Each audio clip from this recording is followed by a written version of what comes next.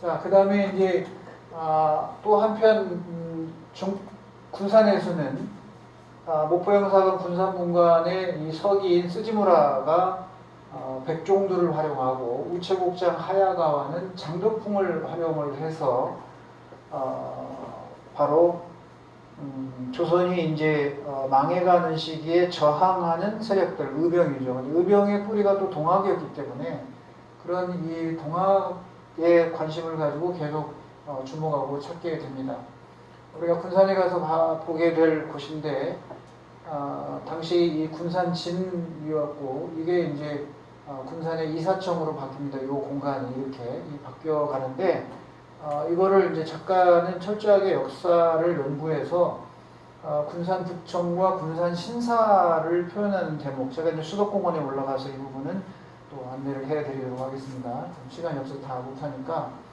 자, 그래서 제2권 횃불해서 1905년 이 가을 을사늑약이 맺어지고 난 뒤에 이제 1905년 겨울이 침묵 속으로 빠져들어갔지만 이건 글자 그대로 물리적 침묵이 아니라 1906년에 이제 의병들이 일어나는 그런 꿈틀대는 침묵, 이렇게 표현을 하는 거죠. 항쟁을 위한 준비라고 하고. 그래서 충청도 의병을 시작으로 이제 경상도에서 계속 의병이 봉기하는 것을 실제 역사적 사건과 인물들을 동원해서 끌어내죠. 특히 이제 충청도 의병은 홍주 의병을 빼놓을 수가 없습니다. 홍주 의병은 기회가 될지 모르겠는데 홍주 의병은 의병의 꽃이라고 할 수 있어요. 나중에 홍주성 전투를 한번 소개할 수 있을지 모르겠는데, 자, 이어서 이제 전라도에서도 바로 면함 최익현과 도는 임병찬이 의병창의를 준비하고 있습니다. 이게 이제 1906년 6월 4일이에요. 6월 4일 이 시기로 가면 그거의 5일 전인 1906년 5월 31일 날이 바로 그 유명한 홍주성 전투가 있습니다. 그러니까 시기적으로 바로 이 홍주성 전투 의병들의 이야기가 소설 속에서 전해지면서 바로 6월 4일 날 불과 5일 뒤에 면함 최익현의 퇴인 의병으로 이어지기 때문에 그 속에 이제 송수익이 의병장으로 참여하게 소설을 전개하고 있는 거죠. 그래서 이 의병을 모으기 위해서 송수익과 임병서가 김제향교에서 의논을 하는 장면이 나옵니다. 왜 김제향교를 임병서와 송수익이 공간적 배경에서 의병창의했는지는 나중에 또 현장에서 제가 말씀을 드리겠습니다. 작가의 의도가 분명한 목적이 있었어요. 자, 그 다음에 이제 백종두와 장칠문이 바로 이 군산의 일진회에 가입을 해서 동학에 가담했던 이 가담자를 색출하는 작업을 벌이게 됩니다. 경험이 많았던 이 동학 때부터 참여했던 지삼출은 꽤가 많아서 이때 일진회는 총을 뺏는 이런 쾌거를 이루죠. 자, 퇴인 의병이 일어난 걸 얘기했고요. 의병이 일어난 걸 막지 못했다고 스지무라는 백종두를, 하야와는 장덕풍을 호되게 혼냅니다. 자, 이제 퇴인 의병으로 참여한 송수익의 의병진에는 바로 외리와 내촌에 있는 마을 사람들도 의병에 가담을 합니다. 송수익을 따라서. 그래서 남자들이 사라진 이 마을에 일본과 관계되어 있는 사람들이 와서 붙잡아서 의병에 나간 아내들을 구타하고, 또 송수익의 어머니와 아내는 주재소로 끌려가서 이제 호되게 물리적으로 고통을 받게 되는 거죠. 의병 활동하다 체포된 일부 의병들은 마을로 끌려와서 산에서 아주 잔혹하게 처형을 당하죠.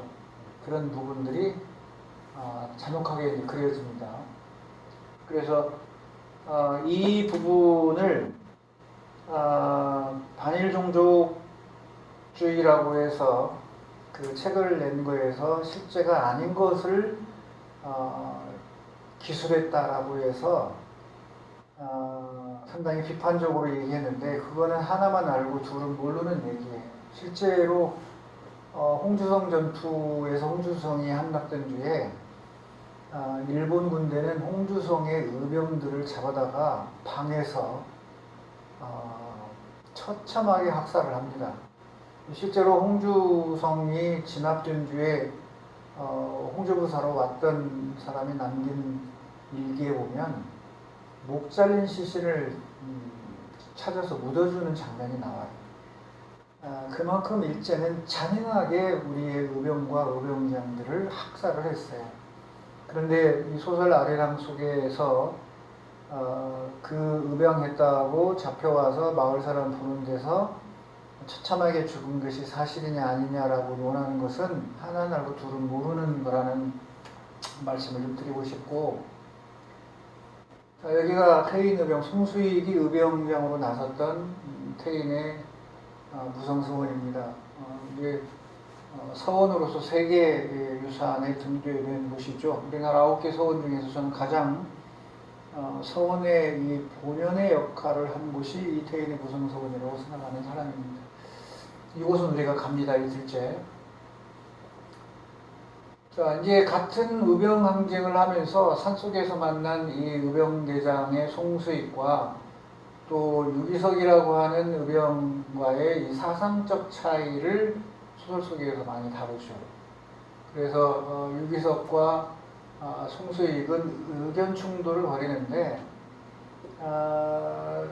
조정래 작가는 저기 있는 유기석은 유인석과 이름이 비슷하죠.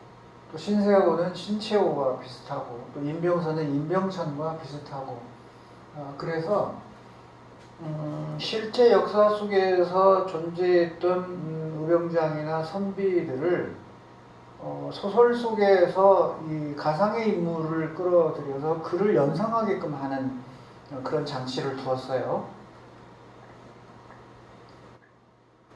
자, 이때 이제 유기석과 송수익이 충돌하는 부분은 해산하라고 하는 명령이 내려오니까, 황제에 내려오니까 송수익은 해산하면 죽임을 당하니까 해서는 안 된다고 하는 거고, 그 다음에 이런 계속 저항을 하고 힘을 길러야 되고 장기전에 대비해야 한다. 그리고 양반이나 평민이나 똑같은 다 의병이다. 이런 생각을 가지고 있는데 유기석은 안 그러죠. 그러니까 송수익의 이런 평등사상에 거부감을 가져요. 결국은 의견이 안 맞으니까 하인 둘을 데리고 파산해버리죠. 그래서 여기 이 유기석의 이런 부분은 실제 했던 의암 유인석 선생의 의병진에서 양반과 이 평민 의병장들이 대립했을 때 평민 의병장을 죽이는 부분이 있거든요. 역사 속에서. 그래서 그런 부분을 상당히 비판적으로 묘사를 하고 있어요. 그래서 유기석이라고 하는 인물은 유인석을 떠올리게 하는 그런 걸로 보여지고, 자, 그래 가보년 때도 똑같이 해산하고 복귀했을 때 첩보대에서 학살됐으니까 가면 안 된다, 이제 그런 얘기. 자, 이때 송수익 의병진은 어디를 가냐면 경기도 양주에서 있었던 이인영 의병장의 호남 의병을 대표해서 올라갑니다. 물론 실제 역사 속에서는 이 호남 의병진을 대표해서는 덕유산 일대에 활동했던 문태서 의병장이 있어요. 본래 이제 영남분이신데 주 활동 무대가 덕유산 일대의 무주였어요. 그래서 이 이은영 의병장이 13도 그 의병진을 모아서 서울 진공작전을 벌일 때 동대문을 통해서 넘어가거든요. 넘어가려고 했는데 이때 역사 속에서 송수익 의병진을 북상해서 양주에 실제 있던 이인영 의병에 가담하게 합니다.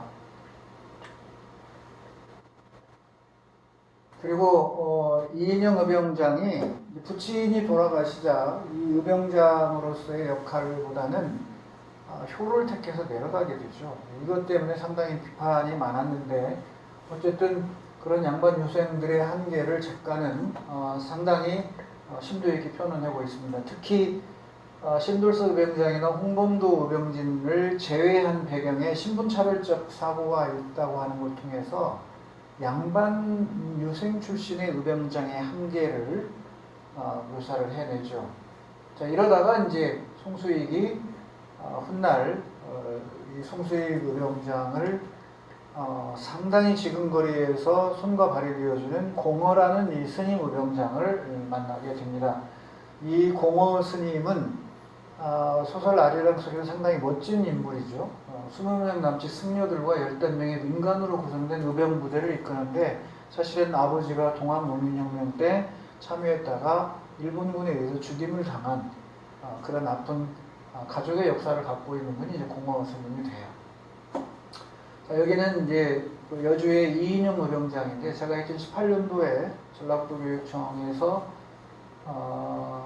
교과 통합적인 역사 연수를 한 적이 있어요. 그때 제가 남한산성과 여주를 이어서 역사 연수를 안내하는 그런 사진입니다. 여기가 바로 이인영 의병장의 생가예요.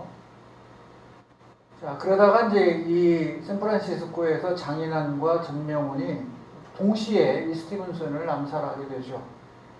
그래서 이것이 이제 기폭제가 돼서 우리 국내에 있는 의병 활동이 본격화되면서 일제에는 국내의 의병들을 없애지 않고서는 자기들 의도대로 대한제국을 강제로 병합할 수 없다는 걸 알고 의병 학살을 기획하게 됩니다. 그것이 바로 호남 남한 폭도 대토벌 작전이라고 하는 거예요. 일명 호남 의병 학살 작전이라고 보시면 되겠습니다. 자, 이렇게 될 때 이제 손판석은 송수익 의병장이 활동하다가 체포가 되죠. 일본군에. 그 체포가 된 뒤에 바로 이 군산과 전주를 내는 이 도로공사장에 끌려서 보수공사에 참여해서 식목공사에 참여를 하게 됩니다. 반면에 지삼출은 이보다 앞선 초기에 바로 방영근이 하와이로 끌려갈 때 그 20원을 받고 갈 때 장칠무늬가 돈을 떼어먹죠. 그거를 폭행하면서 지삼출은 1904년에 있었던 경부선 공사, 특히 가장 험난했다고 한 추풍령과 영동 구간에 끌려가게 되죠. 그러니까 지삼출과 손판석이 상당히 중요한 역할인데 여기는 제가 지금 송수익을 중심으로 해서 이야기를 끌고 가고 있습니다.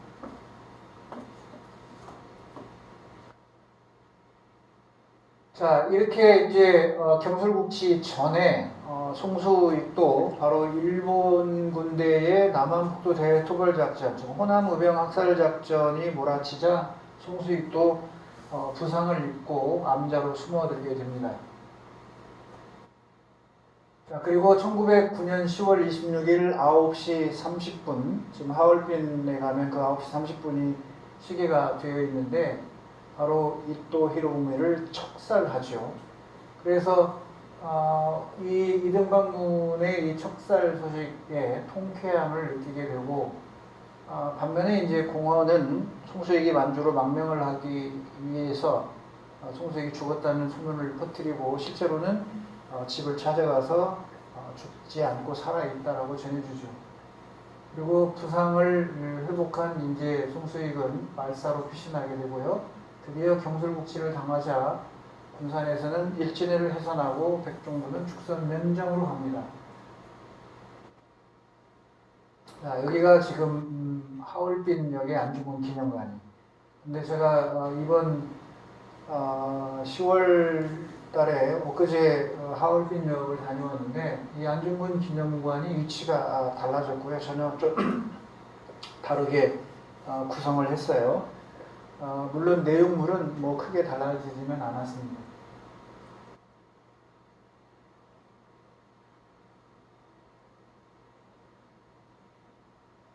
자, 이 부분에서 이제 송수익이 만주로 가기 전에 임병서와 신세호를 만나게 됐죠. 그래서 사실은 정재균은 친구라기보다는 그냥 뭐 아는 같은 글방에서 배운 사람이라면 신세호는 약간 친구라고 해도 지나치지는 않습니다. 그래서 신세호와 일전을 벌이죠. 그래서 바로 당시의 보수적인 지식인과 앞서간 선각자로서의 지식인과의 충돌을 다루는 부분이 바로 이 송수익과 신세호의 격렬한 경론이 벌어지는데 그 부분의 핵심은 나라의 주인이 임금이냐 백성이냐라고 하는 관점에 쉽게 얘기하면 왕정 복벽이냐 아니면 공화정이냐라고 하는 차이죠. 그래서 송수익은 공화적인 입장을 갖고 있는 거고 신세호는 복벽, 왕정, 기존의 군주 중심의 이런 사고를 갖고 있는 그런 차이입니다. 그래서 송수익이 신세호에게 바로 이러한 성웅 이순신이나 을지문덕전을 읽으라고 권하죠. 둘은 이제 임병서와 신세호는 만주망명을 머뭇거리고 가지 않는다 그럽니다. 유기석, 임병서, 신세호, 송수익. 자, 조정래 작가가 의도했던 이 유기석, 임병서, 신세호, 송수익이라고 하는 이 인물들을 실제 역사적인 존재했던 인물들과 이렇게 비교를 해본다고 하면 같지는 않겠지만 그런 모습에서 유인석, 그 다음에 임병찬, 신세호가 신채호와 어떤 성향이 같다라기보다는 유기석, 유인석, 임병서, 임병찬은 성격 묘사가 비슷한 특징이 있지만 신채호와 신세호는 전혀 다릅니다. 신채호 선생은 민족주의에서 나중에 아나키스트로 가는 그런 변화되는 거고 신세호가 신채호 이름하고 비슷하죠. 그래서 어쨌든 신세호는 보수적이면서 점진적으로 열려져 가는 그런 인물, 끝내 국내에 남아서 오중대감으로 불리면서도 일제에 저항하는 그런 조용한 지식인으로서 표현이 됩니다. 그 다음에 이제 송수익이라는 인물은 제가 볼 때 작가는 아마도 이회영을 거의 닮아 있다고 닮게 하고자 했던 의미 같아요. 그래서 저 송수익에는 이회영도 들어있고 단지 신채호 선생도 들어있고 여준 선생도 들어있고 상당히 많은 인물들이 이 송수익 속에 뭐가 들어있습니다. 이게 이제 의암 유인석 선생의 기념원이에요. 유인석 선생은 제가 이 만주에서도 봤지만 이번에 연해주를 가면서 바라바시라고 하는 의병을 훈련시켰던 그 산골짜기에 저녁에 가다 잠시 쉬었는데 연해주에 가서 13도 총대장을 하죠. 그러다가 경술국시가 돼서 와해되고 다시 숨었다가 이제 만주로 다시 넘어오시는 분입니다. 의암 유인석 선생은 의암 유인석 장군이라고 해야 더 맞을 것 같은데 어쨌든 화서 이양로 선생의 이 문화생 중에 면함 최익현과 의암 유인석이 대표적인 위정 척사파로서 끝까지 일제에 함가한 분들인데요. 번뇌불을 이렇게 지금 써놨는데 이 소설 속에서 작가는 송수익을 종교인 이상으로서의 인품을 유지하려고 많이 무던히 애를 씁니다. 일단 여기 지금 홍씨라고 하는 이 과부가 등장하는데 남편이 이 죽자 삼칠제가 와서 산속에 이 산사에서 우연히 마주치죠. 그래서 애기 스님이었던 운봉 스님이 주선해서 결국 송수익을 만납니다. 그런 연모의 정을 송수익에게 갖고 있지만 송수익은 지금 만주로 떠나야 할 상황이고 또 자기의 부인 안씨가 있었고 그러기 때문에 나를 본 거를 잊어라. 나는 만주로 독립운동을 떠나야 할 삶이니까 안 본 것을 알아 이렇게 하고 이제 떠나갑니다. 그리고 바로 여기에서 아리랑을 이제 부르면서 의병들을 해산하고 만주로 떠나게 되는 거죠.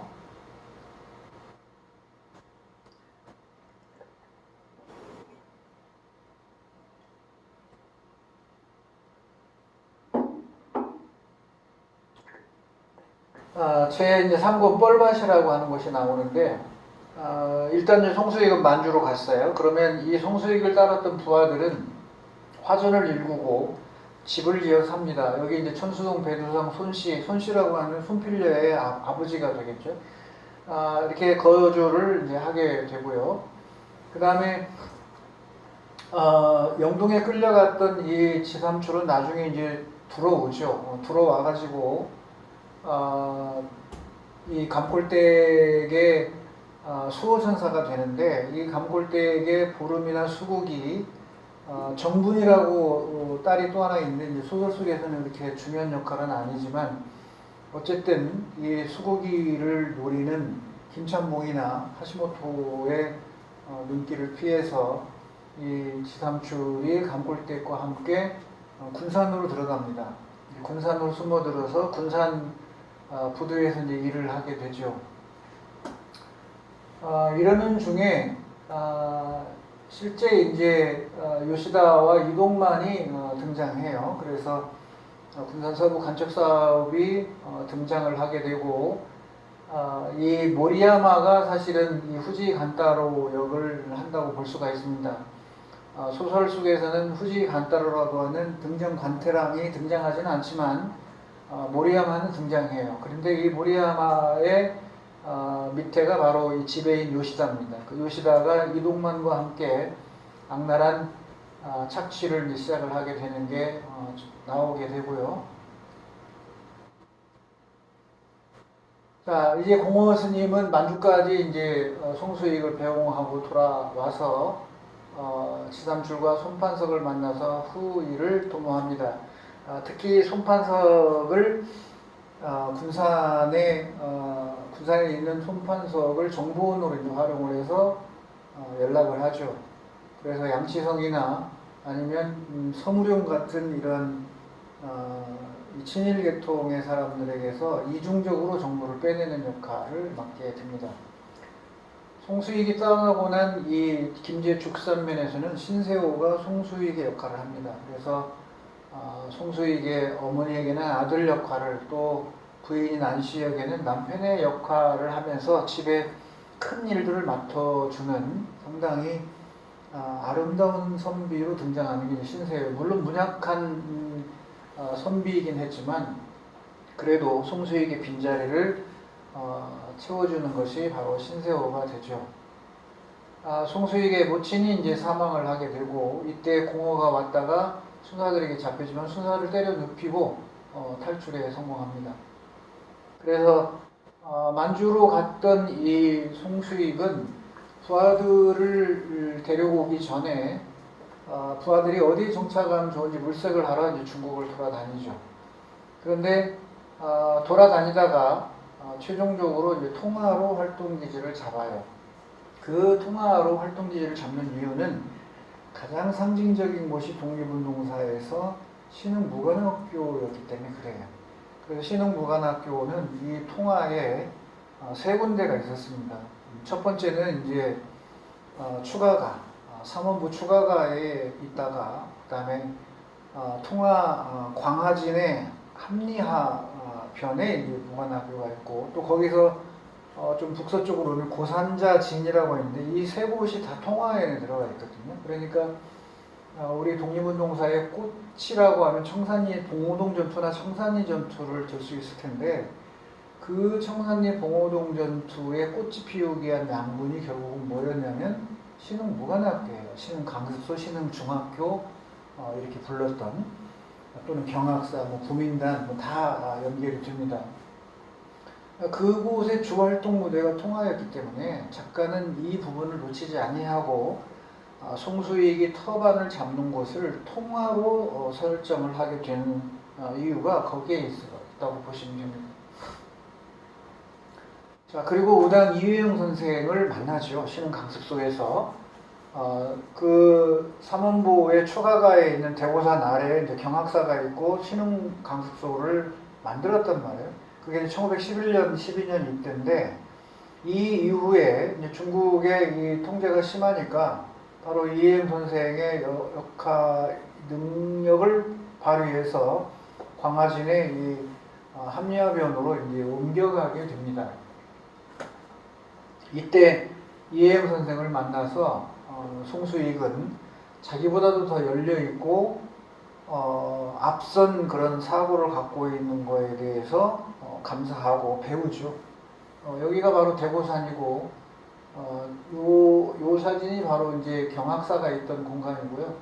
그리고 이 집과 이 집이 우당 이혜영과 석주 이상용 선생들이 기거했다고 현지 우리 동포 가이드는 안내하던데 그건 더 확인해 봐야 할 사항인 것 같습니다.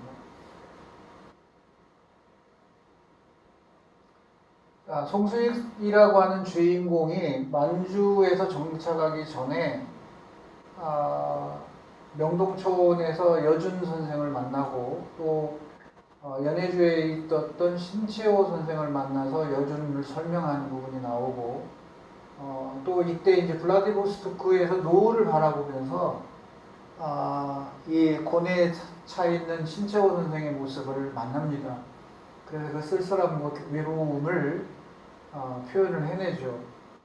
그래서 연해주에서 이제 하얼빈으로 넘어간단 말이에요.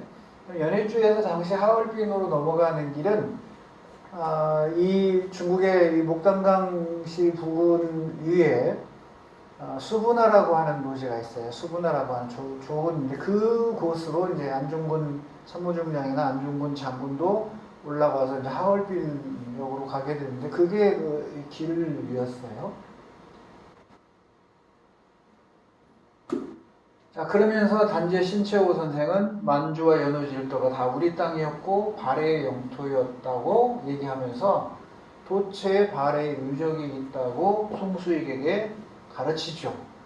그러니까 작가는 여기서 이 만주나 연해주 일대가 우리의 고토였음을 통해서 우리의 고대사 부분을 놓치지 않고 표현해내는 부분. 이것은 우리의 독립투사들이 이 만주나 연해주에 갔을 때 그런 의식을 다 갖고 있었잖아요. 이게 우리의 옛날 영토였고 단군조선을 포함해서 그리고 북부여, 부여로 이어지면서 고구려에서 심지어는 물론 발해의 영역 당연히 뭐 흑룡강성 위에 북쪽까지도 다 발해의 영역으로 있었으니까 그런 이후에 실제로 보면 고려 때 당시에도 그 지역이 다 우리의 영토였단 말이에요.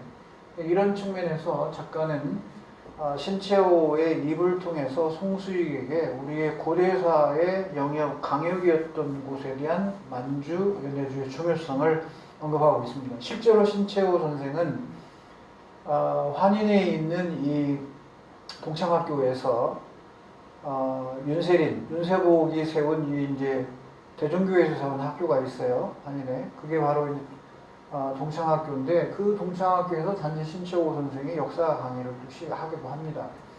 그리고 여기에 이국노 선생도 와서 강의를 하고 했던 실제 역사가 있어요. 자, 이게 이제 명동촌에 있는 윤동주 생가고 그리고 여기는 바로 이상설 선생이 세웠던 학교 서점서숙입니다. 이상설 선생은 연해주 우스리스크의 수분하 강변에서 마지막 이제 병이 나서 거기서 돌아가시고 화장을 하거든요. 그 화장한 곳 근처에 이상설 선생의 유업이가 있습니다. 이번에 제가 우스리스크를 다녀오면서 그곳 이 수분하 변에 있는 이상설 선생의 유업이를 만나고 왔어요. 사실은 이상설 선생의 진천의 생가도 다녀오기도 하고 또 학생들 안내해서 거기 안내한 적도 있습니다. 진천 생가는.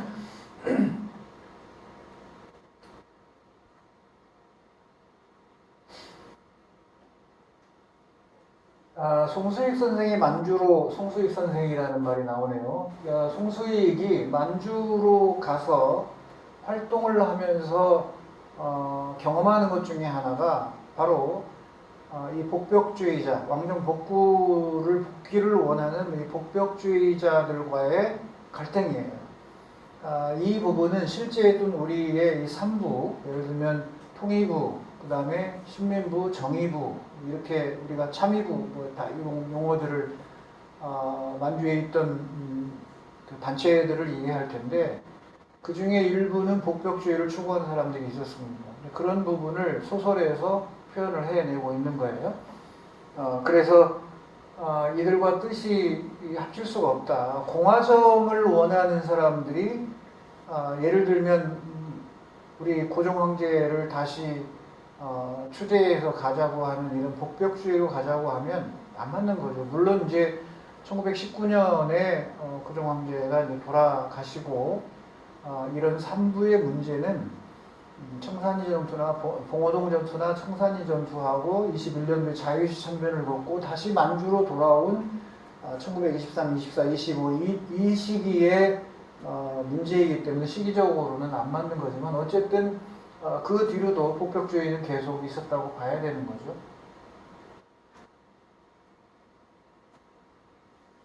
그래서 송수익이 걸쳐온 길림, 하얼빈, 연해주, 북간도, 서간도를 통해서 결국 최종 목적지로 통화로 결정한 것은 아까 제가 얘기한 대로 이 통화가 가지는 독립운동사의 상징성, 그거는 청산리 봉오동이 꽃이라면 그 꽃을 피우기 위한 양분과 터반과 기반은 역시 통화에 있었다. 그게 신흥무관학교로 대변되니까 통화로 정할 수밖에 없었다. 이렇게 해석을 하시면 되겠고요. 신흥학교 개소식에 참석을 합니다. 송수익이 개소식이라고 하면 이제 삼원보에 있는 추가가 대고산 아래를 될 텐데 그 개소식에 참석한 송수익이 용정에서 온 여준을 만납니다. 사실은 이 여준 선생은 여운형 선생의 작은아버지가 된 거거든요. 그래서 이 여준이 우리 독립운동사에서는 엄청나게 중요한 역할을 가지고 있습니다.